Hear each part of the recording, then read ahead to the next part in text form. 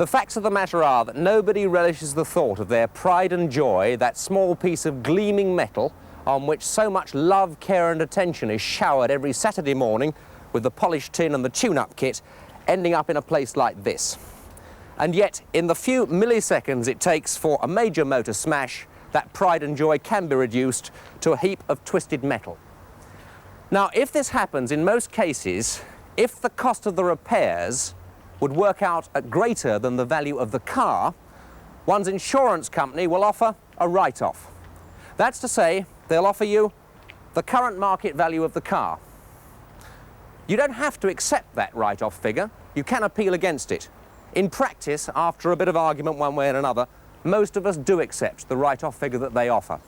Whereupon, the car now belongs to the insurance company. It's their property. Now, you might reasonably suppose that having gone to all the trouble to work out that it would not be an economic proposition to repair it, the insurance company would go to some lengths to make sure that that car never ran on the road again. In fact, they don't. And despite really quite severe damage, a car like this will almost certainly be bought, rebuilt, and one day will run on the roads again.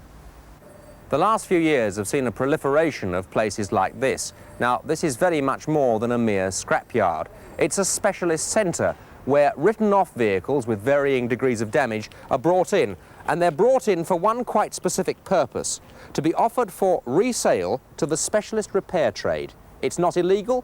If the work's done properly, there's no reason why it should be. The company are absolutely open about what they do. They even advertise their products. If there is going to be a problem, the problem isn't going to start here. It's going to start at the next stage down the line with the man who actually buys the vehicle with a view to rebuilding it and reselling it. You see, if the techniques are right, and if he has the right equipment, the jigs to ensure correct alignment, and the right equipment to stretch and straighten twisted metal, then it's perfectly possible to take any of these cars and turn them into absolutely roadworthy vehicles. In fact, some people actually prefer them. They argue that after all, the car has now been hand-built. But it is also possible to produce, by not spending the right money and by not having the right expertise, a thoroughly botched-up job. You see, frightening though it may look, it is perfectly possible to take the undamaged front end of this Escort and mate it up to the undamaged back end of this one and produce a car which is in all respects absolutely roadworthy. It is also perfectly possible, with a bit of spot welding and some nice filler to disguise it, to produce a vehicle which is a mobile death trap. Now, none of this is new. These problems have been with us for a long time, but tonight we want to talk about the way you can identify a car that has once been the subject of an insurance write-off. And for that we have to go back to the old days of the green logbooks. In those days, a prominent rubber stamp endorsement was put across the pages if a vehicle was declared a write-off. Today, the computerized driver and vehicle licensing centre at Swansea makes no such mark. So, on the face of it, no one has any control on the repair of these cars. And if you decide to buy a second-hand car, you have no official way of knowing whether or not your intended vehicle has spent part of its career in a place like this. But the facts are that there is quite a lot of official information floating about cars like these. For a start, the insurance companies keep a record, so the insurance companies know. Then, if the insurance company writes the car off, it will inform the driver and vehicle licensing centre at Swansea, so the DVLC know. Then, if an application is made to re-register the car, the DVLC will tell the police, and the reason for that is that the police are going to be interested in case someone's stolen a car and is trying to work a substitution. So the police know. Indeed, the police may even want to examine the car. But the point is, it's all very well all these people knowing, providing somebody tells. The insurance companies don't, the DVLC won't, and if everything's legal, there's no reason why the police should. So it could be that the only person who doesn't know that the car he's going to buy was once written off and could have been repaired in a back street by a load of merchants using a lock-up garage and chalk lines on the floor to straighten it out, is you and me, the buyer. But surely the insurance companies will raise some sort of eyebrow if a car that they know was once written off comes up for reinsurance. That's the question I asked Dennis Newby, representing the British Insurance Association. No, Tony, in fact, we wouldn't raise an eyebrow at all because of the manoeuvres that we have gone through, we would expect that car to have come back to us in a roadworthy condition. So it doesn't at all surprise you? Not a bit, not a bit. Is there in fact a central pool of information run by all the insurance companies where I can phone up and say, look, I've been offered this car, has it ever been written off? No, the procedure is that as soon as the company has a write-off, or what they consider a write-off, and after all, the motor car itself may not be beyond repair, we hope it won't be, our procedure is we then advise Swansea on a particular form that we are treating this car as a write-off. We have a central unit in our head office of each insurance company who will deal with the write-off.